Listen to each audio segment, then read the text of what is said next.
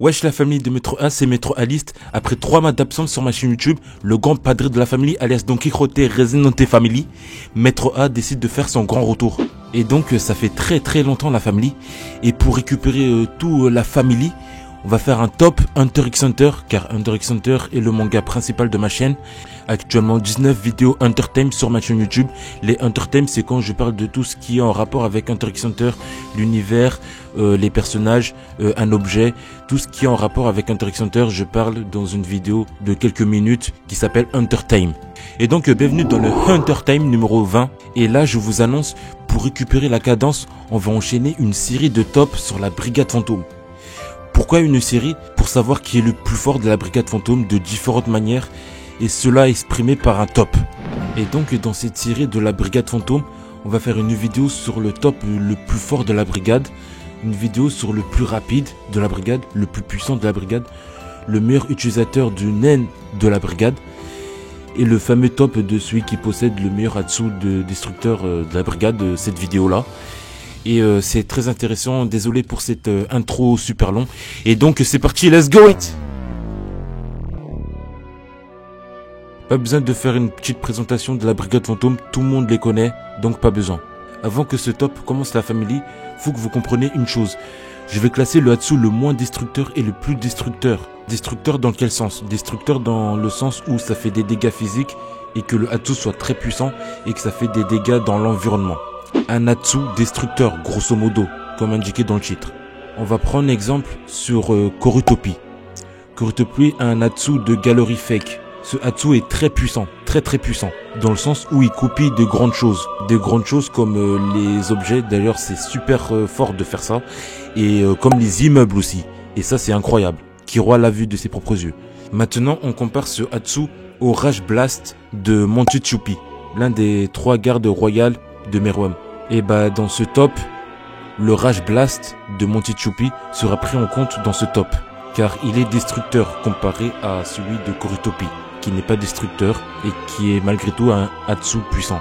D'ailleurs plus puissant que Rage Blast en termes de puissance, mais ça c'est autre chose. Dans tous les cas la famille, ces 2 Hatsu sont puissants, je vous assure la famille. 7ème position, Franklin double machine gun. Bienvenue et merci à vous tous de nous honorer de votre présence ce soir. Ne perdons pas de temps, je préfère éviter les discours et passer aux choses sérieuses.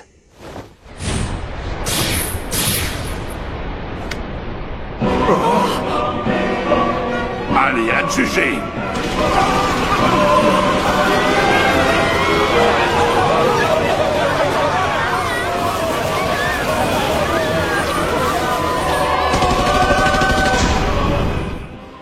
Franklin. Donc Franklin dès son apparition, à savoir dans le chapitre 71 du tome 8, on voit Franklin se battre avec Nobunaga, puis seulement des chapitres plus tard, on voit utiliser son Hatsu machine gun. Son Hatsu permet de cacher à l'intérieur de lui des balles de naine, et ensuite il propulse ses doigts, et des chaînes sortent également de ses doigts, collées à ses doigts, pour faire classe en fait, selon lui. Ces balles de naine pouvant être propulsées à une très grande vitesse et à un intervalle de très grande rapidité. De plus, la puissance de ses attaques peuvent littéralement transpercer un humain. C'est grâce à ce Hatsu que Franklin, cette mitraillette, obtient la 7ème place. Enfin bref, le dernier quoi. Et donc je vais comparer ce Hatsu avec la 6ème position. 6ème position, Kuroro, The Sun and Moon. The Sun and Moon de Kuroro Lucifer. Kuroro Lucifer est le chef de la Brigade Fantôme. Sa force réside dans son Hatsu, à savoir voler les capacités d'autres personnes.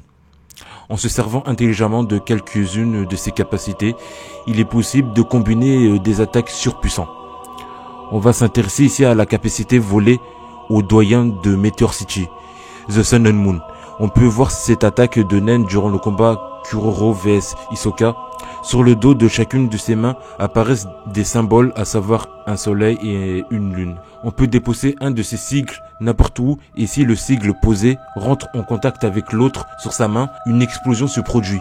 Et si la collision entre les deux sigles dure 3 et 5 secondes, ça peut venir à bout de n'importe quel homme. Et c'est donc cette attaque surpuissante que Ro est placé 6ème de ce classement de la Brigade Fantôme. Alors ce Hatsu comparé à celui de Franklin. Alors je pense que ce Hatsu comparé à celui de Franklin, je pense qu'il est largement meilleur que celui du double machine gun de Franklin, car c'est une explosion quoi. Une explosion comparée aux balles de naine, bah vous voyez la différence quoi. Une explosion ça fait plus de dégâts qu'une balle de revolver par exemple. Et là on parle de naine là. Et donc voilà, c'est pour ça que je l'ai classé en 6ème position The Sun and Moon, car elle fait beaucoup plus de dégâts que le double gun. On passe à la suite.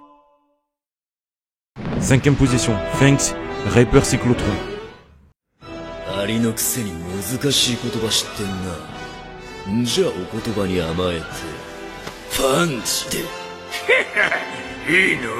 本当に15ってとこか。15。4、5、6、11、12、13、14、15。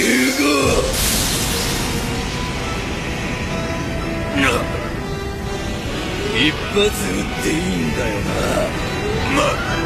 待て。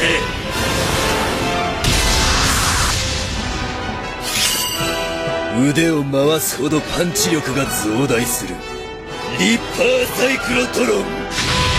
Fangs est un personnage surpuissant au sein de la Brigade Fantôme. On peut reconnaître sa force brute en observant le classement de bras de fer de la Brigade Fantôme. Il se place 2ème juste derrière Uvogin, ce dernier mort. On peut considérer que c'est le membre de la Brigade Fantôme le plus puissant concernant la force brute. Mais comme si sa force ne lui suffisait pas, il a aussi un Hatsu surpuissant à la famille. Sa capacité est vue pour la première fois lors de son rapide combat contre un serviteur de Zazan, dans le tome 22. Son Reaper Cyclotron est également basé sur la force. Fangs n'a qu'à tourner son bras un certain nombre de fois et sa force se décuple. Mais on ne connaît pas la limite de cette capacité, c'est ça le pire.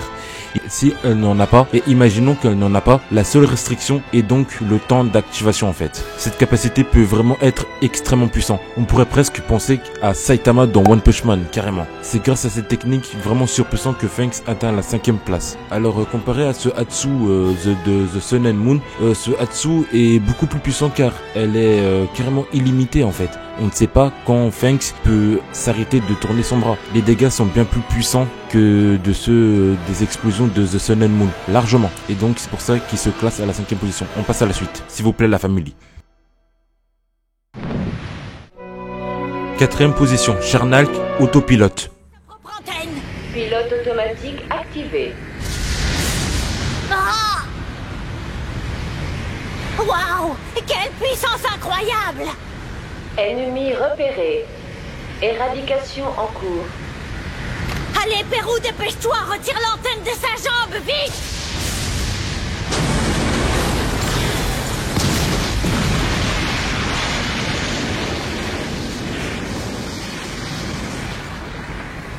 Mission accomplie.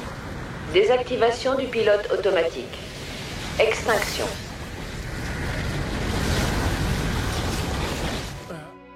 Charnalk. Charnalk est un utilisateur de chip manipulation. Généralement, il se sert de sa capacité Black Voice. C'est la capacité à contrôler une personne ayant été manipulée grâce à l'antenne de Charnalk. Mais là, on va s'intéresser à sa 2ème capacité qu'il utilise rarement parce que ça lui fait des crampes pendant plusieurs jours et qu'il se souvient de rien après avoir utilisé cette capacité. Cette capacité est vue pour la première fois lorsqu'il combat un autre sous-fifre de Zazan, dans le top 22 encore.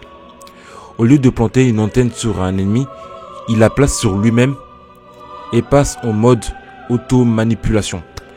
Cette capacité permet à Charnalk d'avoir, durant un court laps de temps, une quantité astronomique d'aura. En effet, sa force et sa vitesse est décuplée. Il devient quasiment invincible. Cette capacité mérite amplement sa 4ème place. Ce Hatsu comparé à celui de Reaper Cyclotron, il est largement devant, car il devient carrément un Super Saiyan. Un coup super puissant contre un homme qui devient puissant en lui-même, la différence est vite vue. C'est celui qui a la puissance qui peut contrôler le game. 3ème position, Uvogin, Big Bang Impact. C'est bien toi!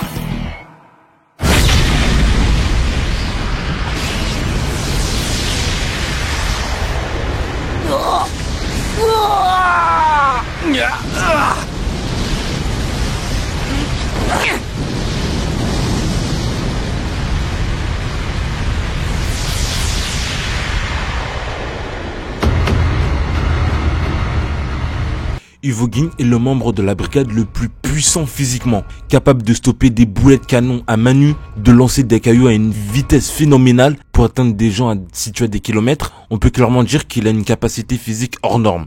Mais son Natsu Big Bang Impact du renforcement est encore plus puissant. On le voit pour la première fois face aux bêtes de l'ombre au tome 9. Il perdra d'ailleurs la vie quelques chapitres plus tard suite à son combat contre Kurapika. Il s'est fait bolosser, en gros quoi. C'est une capacité simple, mais tout aussi destructrice que complexe. En effet, son Natsu lui permet encore une fois d'augmenter sa force physique de façon exponentielle. En un seul point, son bras. Il donne ensuite son plus gros coup concentré de aura et ça donne une force incroyable. Cette force mérite la 3e position. J'ai rien à dire. Tu peux me ramener l'homme le plus puissant, il n'est rien face à Uvogin, tout simplement. Et donc dépasse largement l'autopilote de Charnalk. 2e position, Bonorenov, Battle Comptable Jupiter. Tu es plutôt rapide quand il s'agit de fuir, mais malheureusement pour toi, pas aussi rapide que la vitesse du son.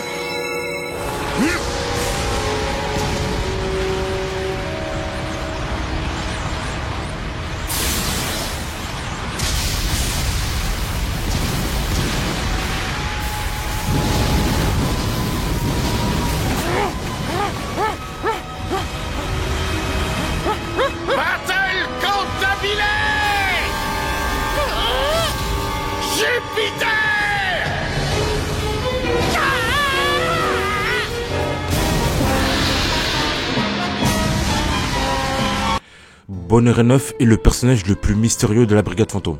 On a fait jusqu'au tome 22 et son combat contre un autre serviteur de Zazan, on ne savait rien de lui. Mais depuis lors, on sait qu'il appartient au clan Gyondondondo, qui gagne leur combat grâce au son qu'il émettent. Et on va s'intéresser à sa capacité Battle Comptable Jupiter, qui lui a permis à vaincre avec une certaine facilité cette Chimera Ant. En effet, cette capacité permet d'invoquer un sphère de naine immense ressemblant à un Jupiter afin d'écraser ses ennemis. Cette capacité fonctionne sur n'importe quel ennemi qui écoute sa musique. Et le sphère de naine qu'il évoque a l'air d'être vraiment puissant, mais vraiment surpuissant. C'est pour ça qu'il trouve sa 2e place. 2e position, pourquoi? Car comparé aux dégâts qu'a fait Bonorenov sur un Chimera Ant, il a carrément écrasé, qui était loin d'être faible. En plus, regardez le dégât de Uvogin, qui a fait un ver de terre. Donc voilà, on passe à la suite. 1re position, Phaeton, Rising Sun.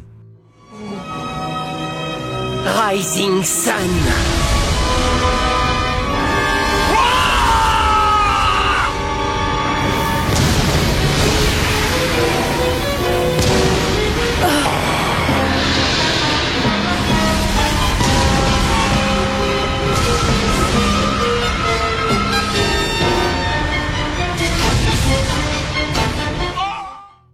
Phaeton est un personnage charismatique très aimé des fans grâce à ça. Ce personnage a été membre provisoire de la Brigade Fantôme et a combattu Zazan dans le tome 22. C'est ici qu'on apprend un peu plus sur lui et ses capacités. Tout d'abord sa capacité Penpaker qui lui permet de matérialiser une armure de naine autour de lui. Il existe plusieurs formes de Penpaker dont Rising Sun. Cette capacité est une forme de transformation de ses blessures en chaleur. Plus il est blessé, plus le soleil matérialisé sera grand. Il peut carboniser ses ennemis en un rien de temps. La puissance de cette attaque peut se ressentir quand 5 autres de la Brigade Fantôme s'enfuient en voyant qu'il va utiliser cette capacité. C'est pour te dire que 5 personnes ultra puissantes ont fui à cause de cette technique. Donc c'est pour te dire que la puissance de cette attaque, le danger de cette attaque doit t'interpeller. Zazan s'est fait niquer sa race face à Phaeton. C'est tout ce que j'ai à dire. Bien sûr, comparé au Battle Comptable Jupiter, regardez le dégât que fait le Battle Comptable Jupiter et regardez le dégât que fait le Rising Sun. Phaeton possède le Hatsu le plus puissant de la Brigade Fantôme. Donc voilà, c'est la fin de cette vidéo. N'oubliez pas de rejoindre mon Discord, c'est très important pour poser vos questions à moi. Je suis connecté H24 là-bas. Et donc voilà, portez-vous bien, gardez la pêche la famille. Allez,